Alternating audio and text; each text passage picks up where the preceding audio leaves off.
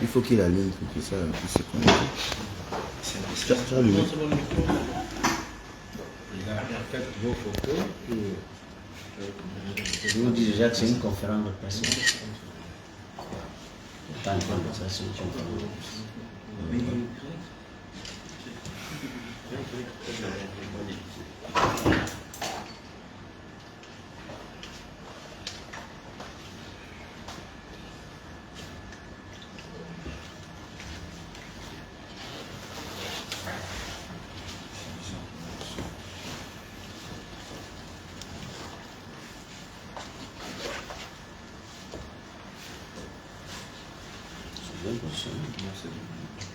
Téléphone sur le père, là, c'est bon? Silencieux même. On peut décompter? Silence au plateau, on décompte. 5, 4, 3, 2, 1, c'est le ministre. Mesdames et messieurs de la presse,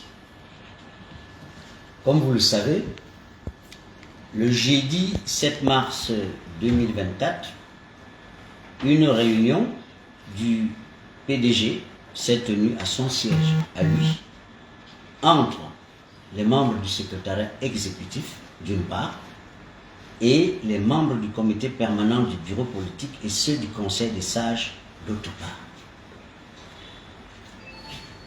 À l'entame de celle-ci, et après les formules de politesse d'usage, le secrétaire général adjoint assurant l'intérim du secrétaire général, M.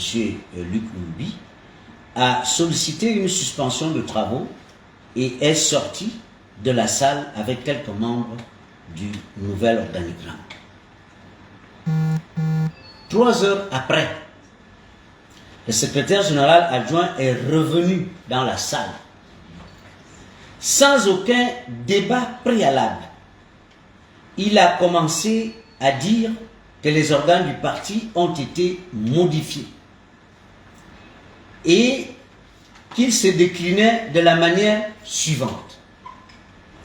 Premier vice-président, Paul Biyobe Mba. Deuxième vice-président, Alain Claude Bidébizé. Troisième vice-président, Jeannot Kalima. Quatrième vice-président, Yves-Fernand Mafumbi. Secrétaire général, Angélique Ngoma. Secrétaire général adjoint 1, Denise Mekamen. Secrétaire général adjoint 2, Antoine Mini. Secrétaire général adjoint 3, Charles Outan. Par ailleurs, il a annoncé la destitution de M. Ali Bongo de la fonction de président du parti, ainsi que l'exclusion de sa mère, Joséphine Kama, du Parti démocratique gabonais. Ce fut alors la fin de la réunion et tous les militants sont repartis. Or, selon l'article 32 des statuts du parti, c'est le Congrès qui élit le président du parti. C'est le Congrès qui élit également les membres du bureau politique et son comité permanent, les membres du conseil national, les membres du comité central, les membres du secrétariat exécutif, les membres du conseil consultatif des sages. En d'autres termes, seul le congrès, c'est-à-dire la réunion de tous les militants, donc de la base du parti, qui peut procéder à la modification par élection des membres du secrétariat exécutif en congrès. En cas d'indisponibilité de M. Ali Bongo, comme c'est le cas, ce congrès peut être convoqué en session extraordinaire à la demande des 2/3 des membres du bureau politique ou à la demande des 2/3 des membres du conseil national, selon l'article 31 des statuts. Si, exceptionnellement, le congrès ne peut se tenir, il ressort de l'alinéa 2 de l'article 72 des statuts que le président peut, dans l'intervalle des réunions du congrès, procéder au réajustement des instances mises en place par le congrès. Or, destitué de sa fonction de président, Ali Bongo Ondimba n'a pu logiquement procéder au tel réajustement. On ne sait donc pas qui a pu procéder à ces nominations. Et sur quelle base juridique ce nouvel organigramme a pu être conçu ainsi que les décisions subséquentes. Tous les militants se posent la question aujourd'hui. C'est pourquoi je me suis vu dans l'obligation, en tant que militant du PDG, de solliciter l'annulation de cette décision du 7 mars 2024, laquelle participe à la violation des statuts et nuit gravement à mes intérêts. Pour éviter que l'implémentation d'une telle décision n'entraîne des conséquences excessives avant le jugement rendu, j'ai demandé au juge de rendre une décision avant libre droit, suspendant immédiatement l'exécution de cette décision. En effet, cette décision risque de compromettre profondément l'organisation et le fonctionnement du parti. J'ai également saisi la Cour constitutionnelle sur la base de l'article 1er de la loi organique sur la Cour constitutionnelle en tant que garant des droits fondamentaux de la personne humaine et des libertés publiques, de faire constater ces agissements et de prendre toutes ces dispositions et d'agir et de procéder si possible à la dissolution. Je me fonde sur l'article 1er de la loi organique sur la Cour constitutionnelle. L'article 1er, alinéa 3 de la Cour constitutionnelle dit ceci. La Cour constitutionnelle garantit les droits fondamentaux de la personne humaine et les libertés publiques. Et lorsque ces droits fondamentaux de la personne humaine et des libertés publiques sont gravement violés, elle doit agir. Elle doit annuler cette décision et, si possible, dissoudre un parti qui se comporte de cette manière. Je vous remercie. Et je voudrais ajouter quelque chose. Selon les dispositions de la loi organique sur la Cour constitutionnelle, une fois que la Cour constitutionnelle est saisie, toute disposition, tout agissement, toute exécution est également suspendue. Cela voudrait dire que, puisque nous avons saisi la Cour constitutionnelle, il appartient au Parti démocratique gabonais de ne pas procéder à l'exécution de cette décision, c'est-à-dire à l'installation des organes et à l'organisation des manifestations. C'est ce que prévoit la loi. Donc voilà ce que j'ai voulu préciser sur mes démarches. Je vous remercie. Si vous avez des questions, vous posez. On se présente et on pose la question.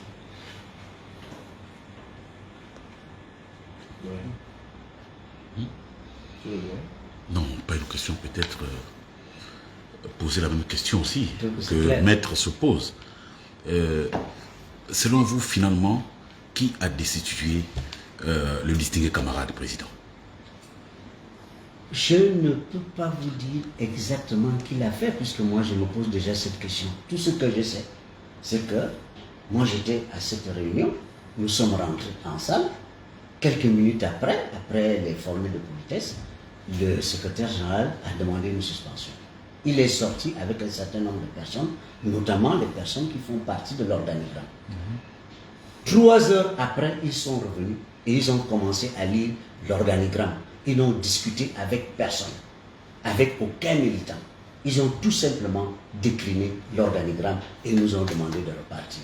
C'est tout ce que je sais. Donc je ne peux pas vous dire exactement là où ils sont partis, qui a pris la décision. Je sais tout simplement que c'est le secrétaire général de l'Intérieur qui est venu lire la décision. Et lui-même, il ne fait pas partie du directoire.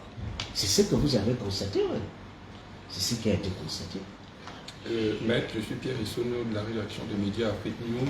Nous avons également ce même jour les différents membres que vous avez mentionnés qui font partie du directoire provisoire du parti ont été reçus par le distingué camarade président Ali Bongo qui a été déchu. Est-ce que ce n'est pas une injonction d'Ali Bongo qui a mis en place ce bureau? Moi, je ne peux rien vous dire, mais ce qui paraît contradictoire, c'est que vous revenez dans une salle, vous dites que quelqu'un est destitué, vous ne pouvez plus dire que c'est cette personne qui a agi. Et quelqu'un qui est destitué ne peut plus agir. Est-ce que vous comprenez la logique? Hein? Vous venez annoncer que quelqu'un n'est plus, il est destitué. On se demande la question, comment il a pu encore faire ce travail-là? Parce que même juridiquement, c'est attaquable. Quelqu'un qui est destitué, ne peut plus se permettre de faire un organigramme. Est-ce que vous êtes d'avis avec moi? Mais j'ai également une autre question. Qui a signé le document qui stipule l'exclusion définitive de Madame Joséphine Kama Dabani? Je n'ai pas vu le document. Parce que le commun des Gabonais, notamment les militants du dit parti, se posent la question que généralement, lorsque un militant ou une militante est radié d'un parti, est-ce que c'est la procédure qui a adopté, qui a prévalu? Il n'y a pas eu d'abord des avertissements avant d'arriver à la radiation totalement. Comment est-ce que généralement on arrive au sein du Parti démocratique gabonais lorsqu'on doit radier un militant? Il n'y a pas un préalable juridiquement? Selon les statuts, il y a ce qu'on appelle le conseil, il y a un organe qui assure la discipline du parti. Et c'est cet organe-là qui se saisit habituellement des cas d'indiscipline. Et c'est lui qui prononce, cet organe, qui prononce la radiation des membres du parti. Très bien. Maître, Oui. dans sa sortie récente, Alain-Claude Bilibizé, aujourd'hui élevé au rang de deuxième vice-président du Parti démocratique gabonais, disait qu'il fallait constater l'impossibilité pour Ali Bongo de gouverner. Mais en cas de vacances ou d'indisponibilité du président, comment se passe? Quels sont les délais légaux, les délais statutaires à valeur légale? Qu'est-ce qui est prescrit dans les statuts du PDG? En cas d'empêchement définitif, du président du parti, c'est le secrétaire général qui assure l'intérim. Le secrétaire général étant indisponible, c'est son secrétaire général adjoint 1 qui assure l'intérim. En d'autres termes, c'est le secrétaire général adjoint 1 qui finalement, dans la réalité, assure l'intérim du président du parti. Est-ce que vous comprenez la logique? Voilà, c'est ça. Maître, Pasteur Obiang, TV Plus Afrique, selon certaines indiscrétions, il séduirait bien sûr qu'il y a une main noire qui traîne derrière ces agissements. Et un nom revient, il s'agit bien sûr de M. Alain-Claude Bilibizé. Qu'avez-vous à dire sur ces affirmations? Comment il y a une main noire? Que justement, au regard bien sûr de l'incapacité du président du DCP et bien sûr du secrétaire général, que Alain-Claude Bilibizé aurait des envies d'être désormais la figure forte du PDG. Est-ce que vous pensez que c'est le cas aujourd'hui? Moi je suis juriste, je ne peux pas affirmer ce que je n'ai pas vu, ce dont je ne possède pas la preuve. Donc je ne peux pas vous dire exactement si c'est M. Bilibizé qui est derrière, mais ce que je sais, c'est qu'ils sont venus lire un nouvel organigramme et il se trouve que M. Bilibizé est deuxième vice-président de cet organigramme. Pour le reste, je ne peux pas vous dire parce que je n'ai pas la preuve. Moi, je ne peux vous dire que ce que j'ai vécu. Mais je voulais également poser la question de savoir, selon les propos recueillis au soir de la désignation du premier vice-président du parti, il faisait état de l'incapacité physique, c'est-à-dire liée au problème de santé du distingué camarade, d'où la décision de mettre en place un directoire provisoire. Dans les statuts du Parti démocratique gabonais, qu'est-ce qui est prévu lorsque le distingué camarade n'est plus physiquement apte à assurer? C'est ce que j'appelle l'empêchement définitif. Il y a deux types d'empêchement. Il y a l'empêchement temporaire et l'empêchement définitif. En cas d'empêchement temporaire, c'est le secrétaire général qui assure l'intérim du président du parti. En cas d'empêchement définitif, c'est toujours le secrétaire général. Mais les élections du président du parti doivent être organisées le plus rapidement possible, entre 3 mois, entre 60 jours et 180 jours. Les élections au cours d'un congrès extraordinaire devant tous les militants du parti. Maître Andy Kougui de la rédaction de Gabon Première. Votre démarche se veut légaliste à la lumière de toutes les dispositions sur lesquelles vous appuyez. Le règlement intérieur, loi organique. Voilà. Est-ce que vous pensez que c'est un putsch au sein du parti? C'est un putsch? Ça dépend de la définition que vous donnez du putsch. Si vous regardez le postulat sur lequel vous fondez. Si vous pensez que le putsch est une voie de fait, c'est-à-dire une voie qui ne respecte pas le droit, je peux le dire, je peux l'affirmer. Qu'est-ce que dispose justement le texte? Mais en réalité, ce qui s'est passé, c'est qu'on n'a pas respecté les textes. Est-ce que vous comprenez? Les standards internationaux en matière de fonctionnement des partis, essayez de voir dans tous les partis du monde, les standards internationaux exigent que les principaux dirigeants soient désignés en congrès. Je crois que l'Union nationale nous a fait une leçon de démocratie. Vous avez vu, pendant pratiquement 4 ou 5 mois, ils ont fait le tour du Gabon. Ils ont discuté avec les militants. Ils sont venus procéder à des élections à Libreville. Et au cours de ces élections-là, il y a eu un gagnant qui est aujourd'hui président de l'Union nationale. C'est comme ça que ça se passe. Toutes les grandes décisions, toutes les grandes désignations des responsables se font pendant le congrès. L'avantage du congrès, c'est que le congrès regroupe la majorité des militants du parti. Et ce sont ces militants-là qu'on appelle habituellement la base. Ce sont ces militants-là qui doivent décider de qui est président ou pas. C'est cela la transparence au sein des partis. Voilà, lors d'un congrès. C'est cela la transparence au sein des partis et c'est cela la démocratie au sein des partis. Pourquoi vous appelez... 3 ou 4 individus ne peuvent pas aller se retrouver, quel que soit l'endroit, de décider du sort des milliers de militants. Est-ce que vous comprenez? À partir de ce moment, il y a violation de la loi. Les standards internationaux exigent qu'on passe par les militants pour désigner les responsables du parti. Le parti lui-même, à travers ses statuts, a prévu également la désignation des responsables en passant par un congrès de militants. Ne l'ayant pas fait, nous pensons que les statuts du parti ont été violés et qu'il s'agit là de comportements irresponsables. Pourquoi vous appelez, on va dire, la nouvelle architecture de votre parti, pourquoi vous appelez ça organigramme? Je ne saurais vous dire. Parce que ce n'est pas prévu. Ce n'est pas prévu par les partis. Pourquoi utiliser justement le nom? Non, je l'ai dit pour le citer tout simplement, pour vous permettre de bien comprendre. Les statuts ne prévoient pas l'organigramme. Les statuts prévoient autre chose. Les statuts prévoient la présidence du parti, le secrétariat exécutif du parti, le comité et le central, le bureau politique, le conseil national, ainsi de suite. L'organigramme n'est prévu nulle part dans les statuts et le règlement intérieur du PDG. C'est pour cette raison que je vous dis que nous ne pouvons pas, nous militants, continuer à accepter ça. C'est pour cette raison que nous avons saisi les tribunaux pour requérir l'avis des juges sur l'application du droit au sein des partis politiques. Et si on ne continue pas à appliquer le droit dans les partis politiques, ça peut entraîner le chaos. En cas d'annulation de la Cour constitutionnelle, ce sera quoi la prochaine démarche? La prochaine démarche, c'est de convoquer le congrès. Mais en cas de non-annulation, il faut convoquer le congrès parce que la loi donne la possibilité aux militants, si le président est empêché, donne la possibilité aux membres du bureau politique de convoquer le congrès, les 2 tiers des membres du bureau politique.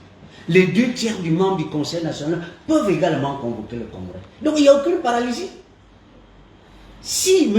Ali Bongo n'est pas dans l'état de convoquer un congrès, les 2 tiers des membres du bureau politique peuvent faire un document et demander à ce qu'on organise un congrès. Les 2 tiers des membres du Conseil national peuvent également signer un document pour demander à ce que soit organisé un congrès.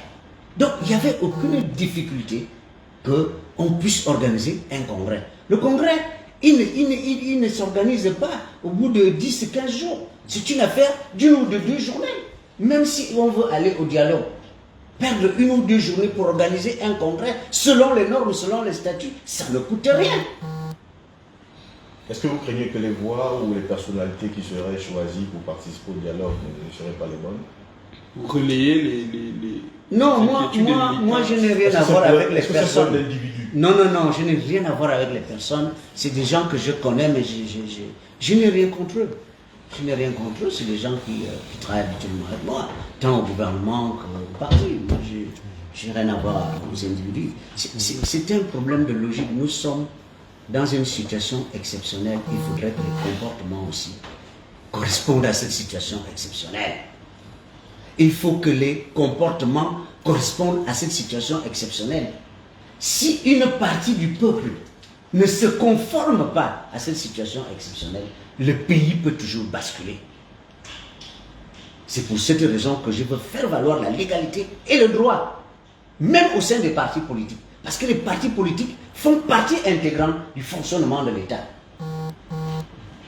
Et il faudrait qu'au sein du fonctionnement de l'État, il y ait le respect de la loi à tous les niveaux de l'État pour que le pays reprenne. C'est toute la problématique et la raison d'être de la transition.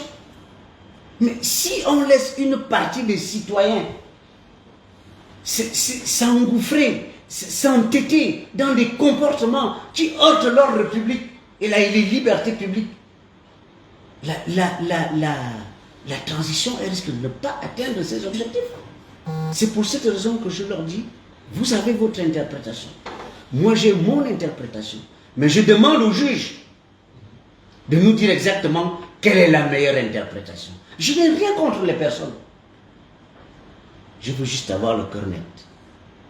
Et ne pas être responsable historiquement de ce qui n'est pas bien. C'est pour ça que je fais ça. Voilà. Une question encore, mais... Oui. Bonjour maître, oui. Du média Fake News. Je voudrais qu'on mette un peu de côté la légalité que vous avez citée, tous les textes organiques que vous avez rappelés, pour de poser cette question.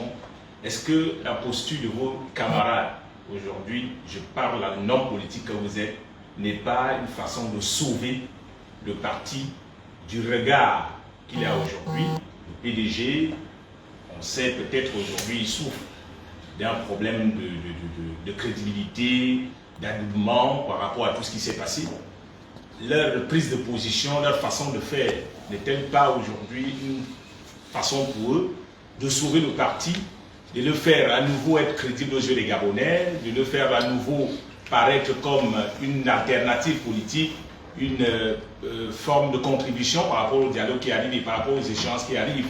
Est-ce qu'un homme politique, avec le recul, vous vous dites cette posture peut-être peut sauver tout le parti, même si au préalable ils ont bafoué les textes, ils ont marché sur un certain nombre d'articles, tout ce que vous avez énuméré?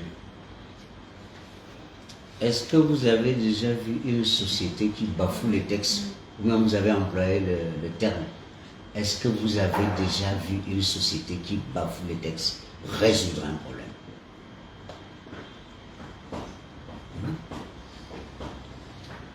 La précipitation, en fait, la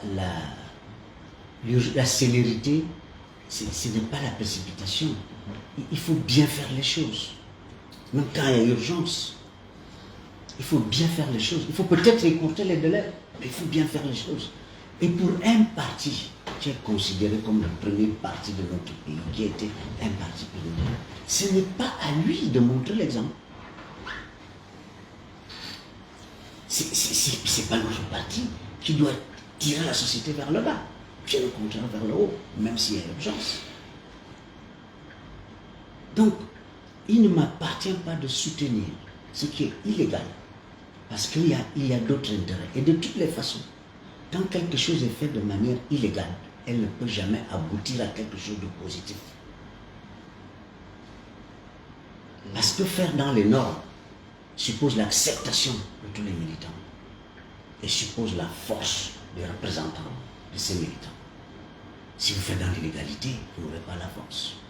Et vous ne pouvez pas redresser le parti dans l'illégalité. Moi, je pense. Maître, votre démarche actuelle ne risque-t-elle pas empêcher votre parti d'assister au dialogue qui se pointe à l'horizon, d'une part? D'autre part, avant de procéder à la démarche actuelle, est-ce que vous avez rencontré le président Ali Bongo déchu? Ou le directeur, le secrétaire Jacques qui a suivi? Je n'ai rencontré personne. Et moi, je voulais... C'est ma démarche de juriste. Je n'ai rencontré personne, mais j'ai été plusieurs conviés à des réunions avec les mêmes personnes. Ça, je vous le dis. J'ai assisté à plusieurs réunions avec les mêmes personnes. Je leur ai répété ce que je viens de vous dire. Ils m'ont dit qu'ils n'ont pas besoin de juridisme. Et ils vont prendre leur décision politique. Que la politique est au-dessus du droit.